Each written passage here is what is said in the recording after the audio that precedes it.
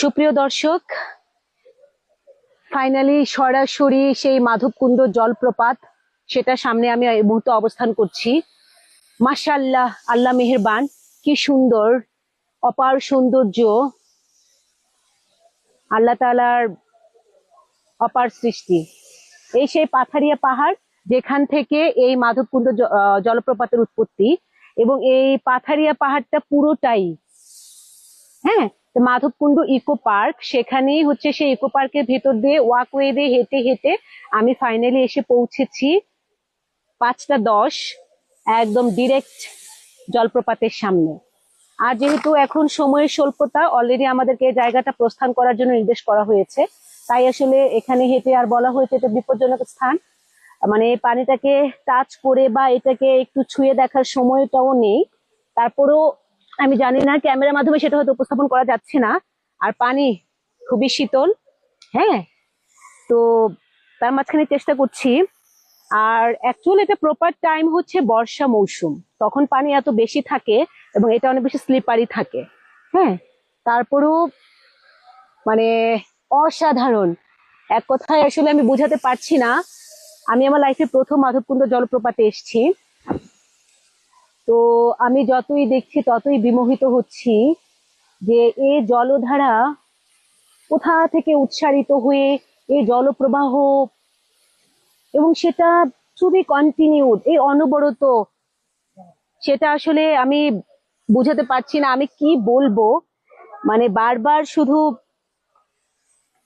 অবাক হয়ে যাচ্ছি। তো আমি জানি না ঝর্ণার সেই শব্দ আসলে শোনা যাচ্ছে, শোনাতে পারছি কিনা, ক্যামেরা সেটা আসছে কিনা। আর এটা হচ্ছে ঝর্ণা রানীর দেশ, মাধবকুণ্ড জলপ্রপাত। তো আপনারা জানেন যে আমার একটা নাম হচ্ছে ঝর্ণা। তো আসলে ঝর্ণার এই অপার সৌন্দর্য আর আমার নামকরণের সার্থকতা আসলে কোনোটাই কোনো মিল পাচ্ছি না।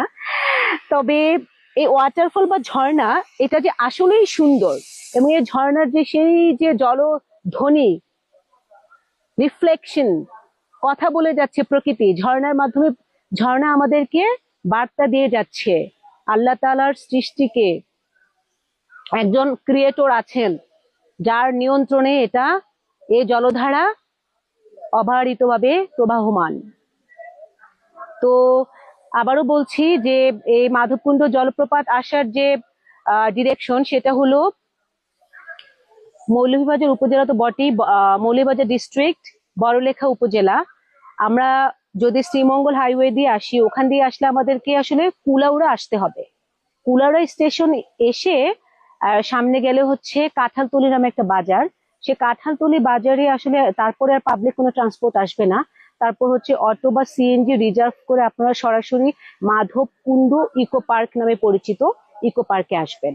সেখানে হচ্ছে 23 টাকা করে টিকিট কেটে, অবশ্যই হচ্ছে অক্টোবর থেকে মার্চ পর্যন্ত শীতকালীন সময়সূচি হলো সকাল 9টা থেকে বিকেল 5টা পর্যন্ত।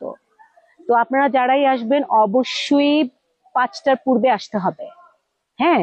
তো আমরা যেহেতু বরাবরের মতোই আবারও সে ডে লং ট্রিপে এসেছি খুবই শর্ট সময়ের জন্য, দেখা যায় এসে আমি এখানে আসতে না আসতে 4:45 বেজে গেছে। তারপরে ওনারা খুবই আন্তরিক মানুষ, ওনারা পারমিট করেছেন বলে আসলাম। এসে এখন এই সেই জলপ্রপাত, সেটার সামনে আমি এই মুহূর্তে অবস্থান করছি। অ্যাকচুয়ালি সময় নিয়ে আসতে হয়, স্বল্প সময়ে আসলে পুরোটা ওভাবে এক্সপ্লোর করা যায় না। তারপরেও যতখানি পসিবল দেখে যাচ্ছি। অসাধারণ, এটা যতই দেখছি ততই বিমুগ্ধ হচ্ছি, আর বারবার মনে হচ্ছে মহান সৃষ্টিকর্তার অপরূপ সৌন্দর্যের কথা।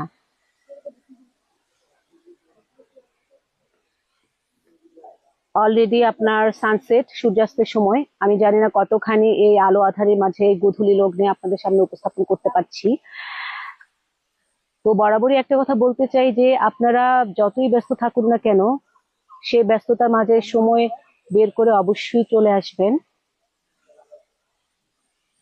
তো আপনারা সবাই দোয়া করবেন যেন আমি যথাসময়ে সুস্থভাবে নিরাপদে বাসায়, গো টু দ্য প্যাভিলিয়ন, ঢাকায় আমার বাসায় পৌঁছাতে পারি। তো টিল দেন আপনারা সবাই ভালো থাকবেন, সুস্থ থাকবেন। আল্লাহ হাফিজ।